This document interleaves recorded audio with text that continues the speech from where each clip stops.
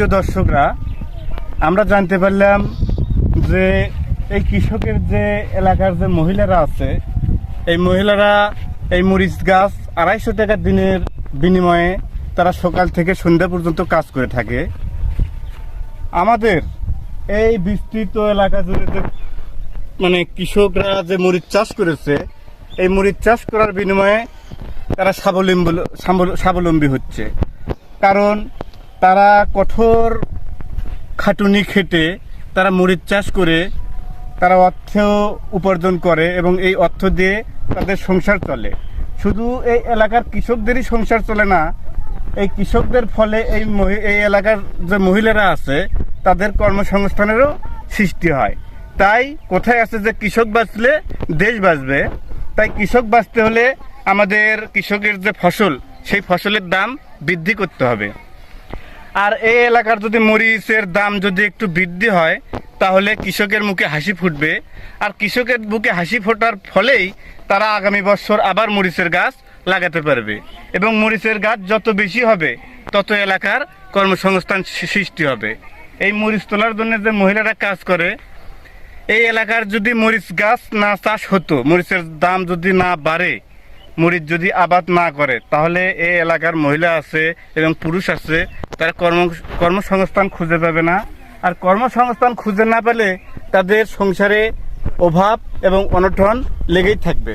তাই আমি সরকারের কাছে আকুল আবেদন জানাই, যাতে কৃষকের এই মরিচের গাছ এবং মরিচের দাম বৃদ্ধি করে এবং বৃদ্ধির ফলে তারা যাতে আরও স্বাবলম্বী হতে পারে এবং সামনের বছর আবার বেশি করে তারা মরিচ চাষ করতে পারে এবং এই মরিচ চাষ করার ফলে তাদের কর্মসংস্থান সৃষ্টি যাতে হয়, এই অনুরোধই আমরা সরকারের কাছে। প্রিয় দর্শকরা এবং বন্ধুরা, আমি আর ভিডিও বাড়াতে চাচ্ছি না, শুধু আপনাদের মাঝে শেষ মেসেজটি এটাই দিতে যাচ্ছি যে মুরাদপুর, আমাদের নন্দীগ্রাম থানার অন্তর্গত মুরাদপুর গ্রামে বিশাল বিস্তীর্ণ জুড়ে যে মরিচের চাষ হয় এবং অনেক মরিচের গাছ দেখা যাচ্ছে। এই মরিচের গাছ করতে কৃষকের অনেক কষ্ট হয়েছে। তাদের জমি প্রসেস করতে হয়েছে, তাদের চারা রোপণ করতে হয়েছে, চারা রোপণ থেকে শুরু করে তাদের কীটনাশক ব্যবহার করতে হয়েছে এবং এই চারা রোপণ থেকে শুরু করে আজ অবধি 2-3 মাস পর্যন্ত তাদের যে কষ্ট, তাদের যে চিন্তা, এই চিন্তায় তাদের ঘুম হয় না। এই মরিচের গাছ আপনারা সুন্দর দেখতে পাচ্ছেন। এই সুন্দর মরিচের গাছ কিন্তু এমনি হয়নি। এই সুন্দর মরিচের গাছ তৈরি করতে হলে কৃষকের অনেক কষ্ট করতে হচ্ছে। এই মরিচের গাছ শুধু মরিচের গাছ নয়, এই মরিচের গাছে রয়েছে কৃষকের স্বপ্ন, কৃষকের আশা এবং কৃষকের সংসারের উন্নতি করার একটা স্বপ্ন।